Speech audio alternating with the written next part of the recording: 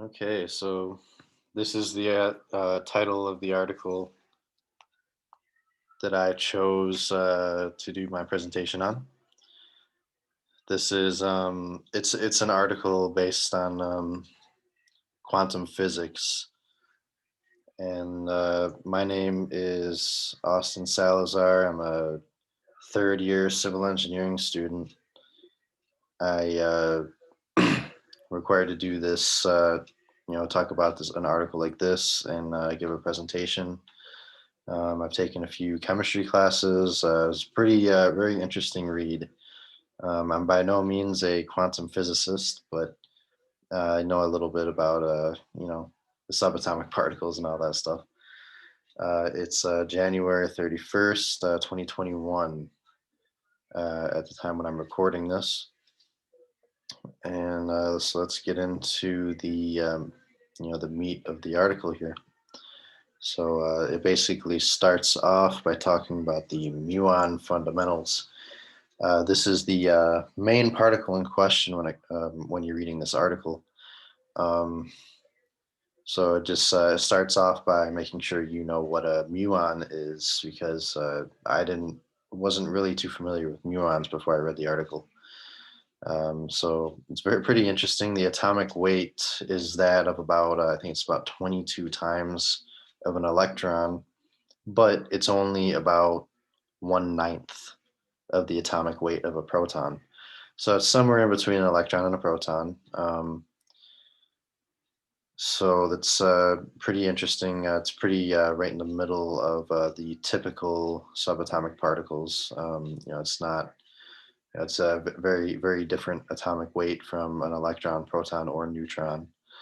And the charge is also very interesting when you're talking about this particle, because it can have all of the charges. It can be neutrally charged, it can be positively charged, and it can also be negatively charged. I thought that was very interesting about this particle.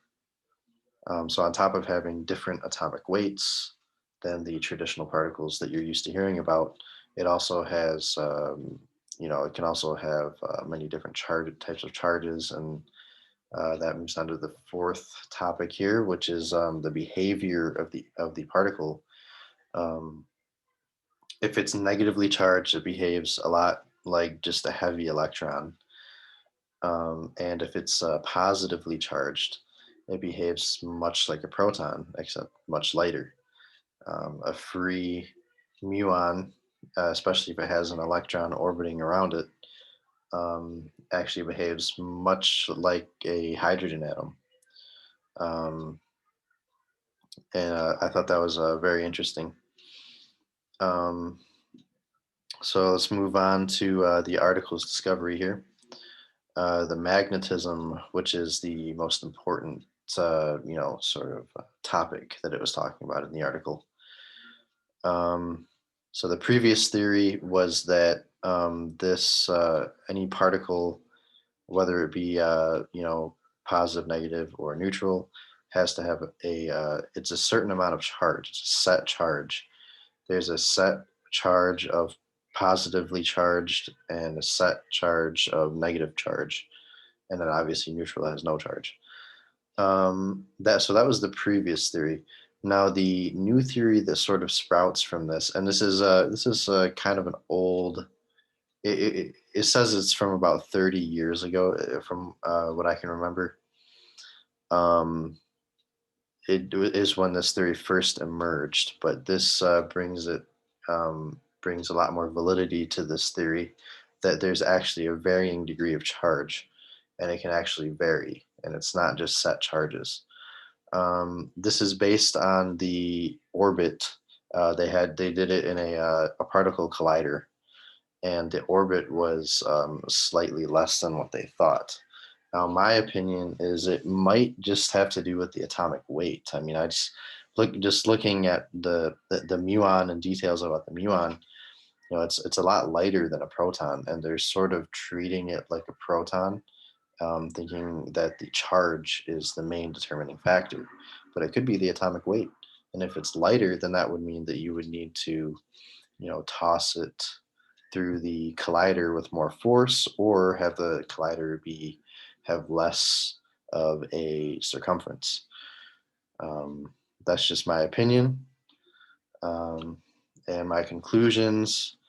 I'm not an expert on physicist. I'm not a quantum physicist, but you know, I know how to do my research, and it was very interesting. The comparisons of the different particles was also something that really took an interest to me. There's positrons, and that's actually what the muon decays into, because the muon actually only has a 2.2 microsecond life, and after that it decays into a positron, which is the antimatter version of an electron, and it has the same atomic mass as an electron, but it's positively charged. And when a positron meets an electron, annihilation occurs. And what it means for the future is this is something that they're going to have to look into. It could lead to some very important discoveries, and changing what we know about quantum physics. So it's a very interesting topic. I wish them the best of luck. I want to find out the answers just as much as they do. Um, and that concludes my presentation today. Thank you.